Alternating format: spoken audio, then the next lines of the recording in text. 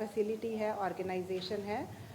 Covid में आप सब जानते हैं कि पूरे जम्मू रीजन की जितनी 10 डिस्ट्रिक्ट्स हैं, इन्होंने अपना रोल बखूबी निभाने की कोशिश की है। कोई भी काम करते करते गलतियों की गुंजाइश भी रहती है और कंटिन्यूस इम्प्रूवमेंट की भी, लेकिन हमारी ये जो ऑर्गेनाइजेशन है दिन प्रतिदिन प्रगति मोड पर है और स्वास्थ्य सेवाएं अपनी बिल्कुल उम्दा तरीके से देना चाहती है। आज जो हमारी बहुत बड़ी चुनौती है वो डेंगू है जम्मू में, और पिछले हफ्ते में हमने रियलाइज़ किया कि डेंगू का एक अपवर्ड ट्रेंड है, यानी केसेस पॉजिटिविटी के हिसाब से भी बढ़ते जा रहे हैं। ज़्यादा टेस्ट हमारे जितने फीवर लाइक इलनेसेस में हम जो टेस्ट करते हैं डेंगू का, बहुत ज़्यादा हमारे मरीज़ पॉजिटिव आ रहे हैं। फीवर की वजह डेंगू निकल रही है ज़्यादा मरीज़ों में।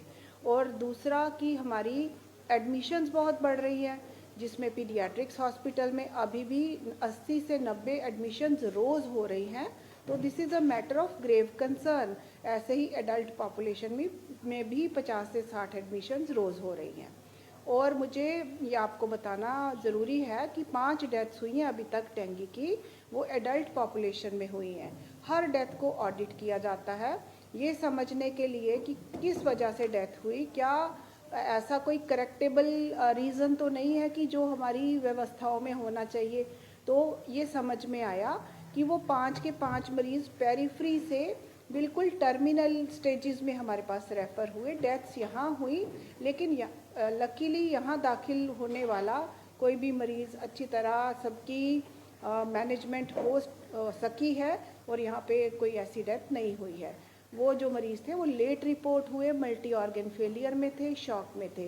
डेंगू जो है एक रूटीन सीजनल फीवर लेके समझ के भी चल सकते हैं आप। 2011 से जम्मू में हमारे ये डेंगू की एपिडेमिक्स आई हैं और 2013 में एक बहुत बड़ी एपिडेमिक हुई थी। उसके बाद ये दूसरी बहुत बड़ी एपिडेमिक है जो काफ़ी ज़्यादा डायमेंशंस एक्वायर कर रही है। तो इसके लिए कल हमारे एडमिनिस्ट्रेटिव डिपार्टमेंट ने एक बहुत बड़ी मीटिंग में बिल्कुल ये फीडबैक्स भी लिए और टेक्निकल सजेशंस भी ली, ताकि कहीं कोई कमी ना रह जाए। आज की डेंगू की ये जो प्रेस कॉन्फ्रेंस आप सारे मीडिया पर्सनल और डिफरेंट मीडिया हाउसेस ने अपना कीमती वक्त निकालकर कोविड की तरह जैसे आप अच्छा काम कर रहे थे, आपने फिर जिम्मेवारी समझकर हमारे इंस्टीट्यूशन के खुद से भी दरवाजे खटखटाए और जनता और हमारे बीच में जो एक लिंक है वो आपके थ्रू ही रहता है, एक बहुत इफ़ेक्टिव लिंक रहता है। तो आज हमारी प्रेस कॉन्फ्रेंस में हम पब्लिक पार्टिसिपेशन, जब तक ना पब्लिक का हर सदस्य हमारे साथ जुड़ जाए, डेंगू एपिडेमिक कंट्रोल नहीं हो सकती।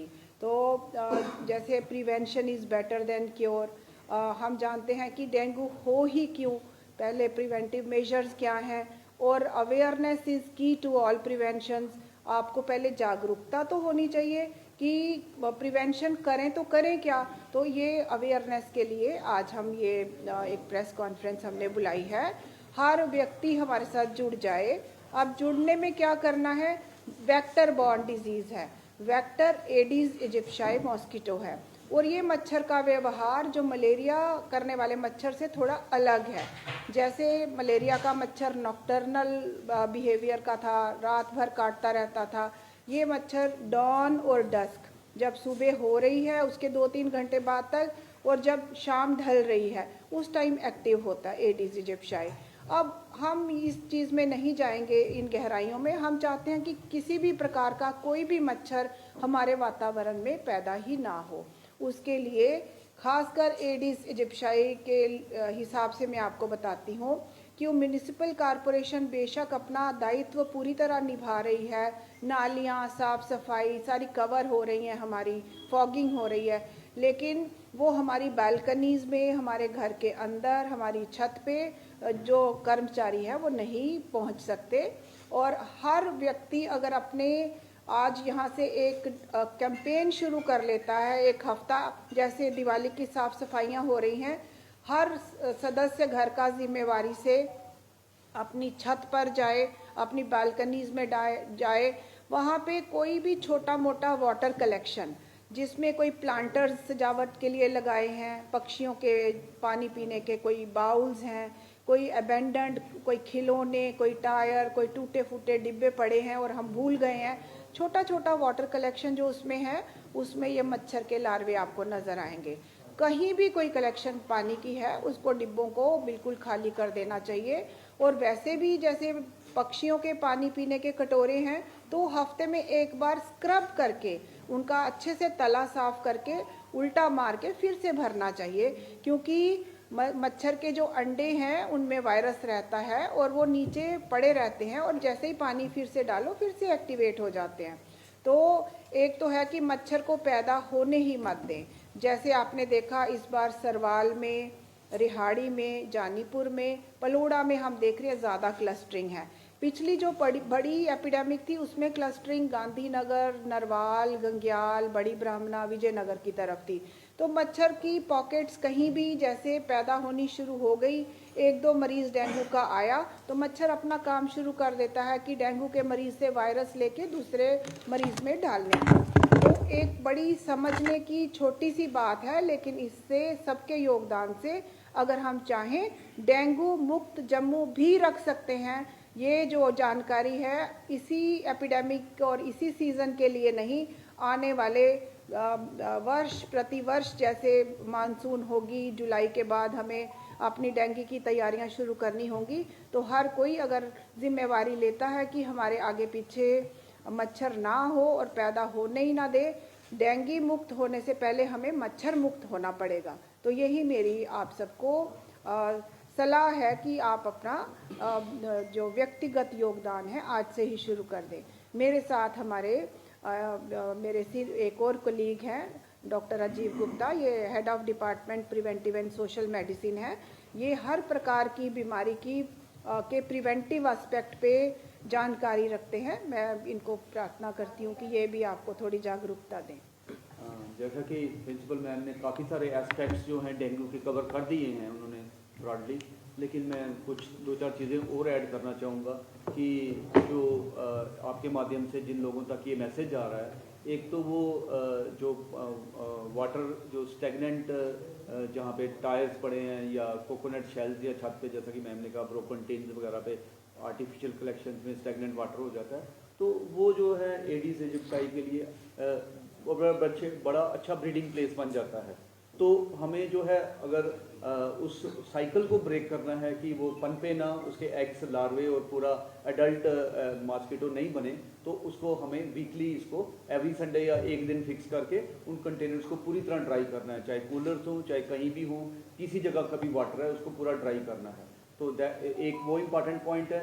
दूसरा ये मैं रिक्वेस्ट करूँगा लोगों से कि वो अपने आप को जो पूरी बाजू वाली शर्ट और पूरी पैंट भी जो है पैंट पहने दिख रहे नहीं पहने इस सीज़न में, क्योंकि ये जो मच्छर एडीज इजिप्टाई है इसकी प्रेडिलिक्शन है एंकल्स में और एल्बोज में ये ज़्यादा काटता है। जैसा कि मैम ने कहा, आपसे शेयर किया कि सुबह के टाइम और शाम को, डान और डस्क के टाइम इसका टिपिकल ये जो है डे बाइटर है, फीमेल्स और काटता है ये एडीज इजिप्टाई का। जो फीमेल एडीज इजिप्टाई का है वो ज़्यादा करता है इसको डिजीज़ को ट्रांसमिट।